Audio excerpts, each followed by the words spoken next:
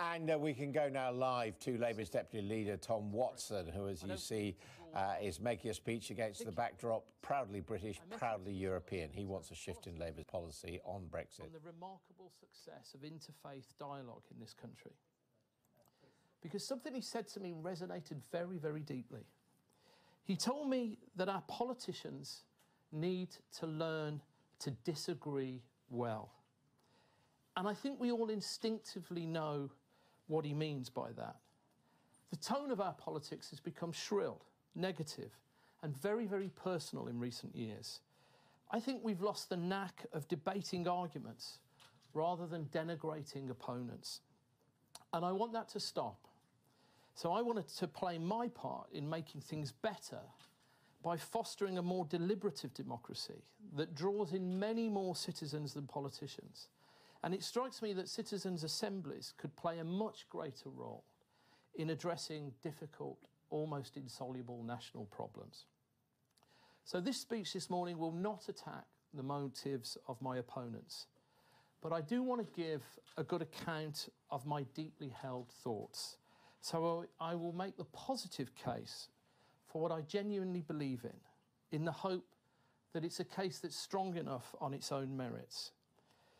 I also want to talk to you today about culture.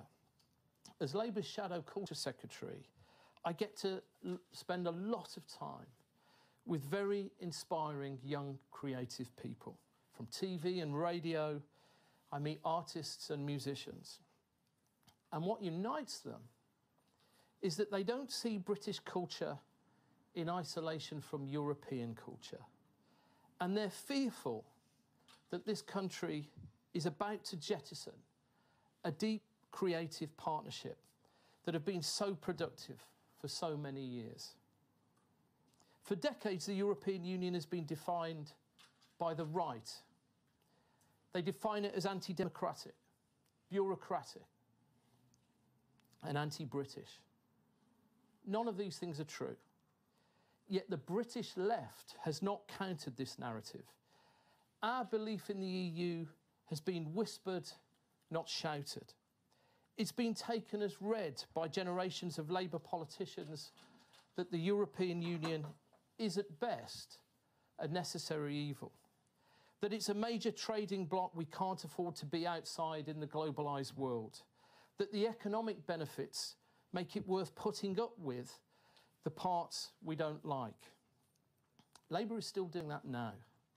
We talk about the evils of no deal till we're blue in the face because we're still scared to tell the truth about Europe.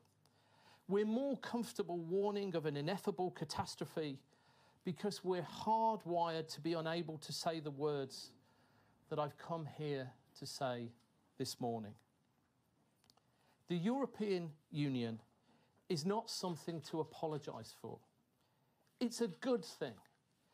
It's a good thing with a capital G, an enduring, deep, benevolent collaboration between sovereign states unique in the history of the world. It produced a lasting peace from the ashes of war. It produced prosperity where there had been deprivation. It produced transnational partnerships where once there was suspicion and division. It's not perfect, but what large institution is? The core values of the EU are internationalism, solidarity, freedom. Those are British values, and they're Labour values too. I'm a European democratic socialist. I don't go along with the EU despite being a socialist.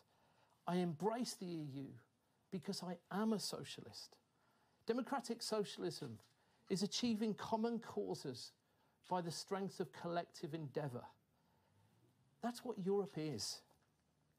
And we're lucky to be living through this golden age of European cooperation. We are extraordinarily fortunate to live in peace.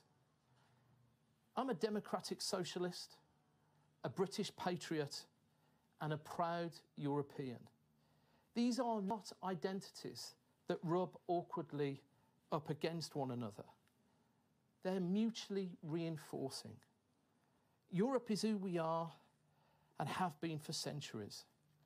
Yet for decades, we've failed to challenge that narrative, that somehow our way of life is under threat. It's simply not true.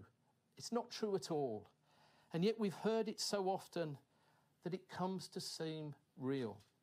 To our European neighbours, it seems bizarre. Do the French feel any less French because they're part of the EU? And unlike the UK, also part of Schengen, such that they effectively have no internal European borders?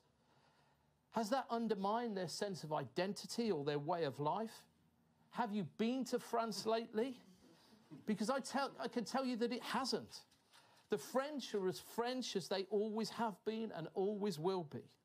From Dunkirk to the Dordogne, they're still 200% French over there.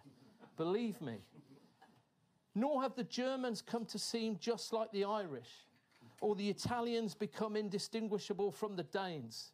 Europe's languages, culture and identities have not been homogenised by a centralising bureaucratic behemoth and never will. Why would they? The institutions of the EU formalise and democratise the natural bonds between us. We are not diminished by our membership of the EU. We are recognised, enhanced and empowered by it. Probably the most important Englishman who ever lived was William Shakespeare, a man of the Midlands, like myself, whose transcendent imagination was as broadly and deeply European as it was English. As Professor Michael Dobson, director of the Shakespeare Institute, told the British Council... Well, there we see Labour's Deputy Leader Tom Watson likening his own position on Europe to Shakespeare's. Of course, there's a lot of argument going on in literary circles as to whether Shakespeare would have been a Brexiteer or a Remainer, but the message from Mr Watson very strongly that he doesn't agree with the Labour leader, Jeremy Corbyn. He thinks that Labour needs to shout rather than whisper its support for continued membership of the European Union.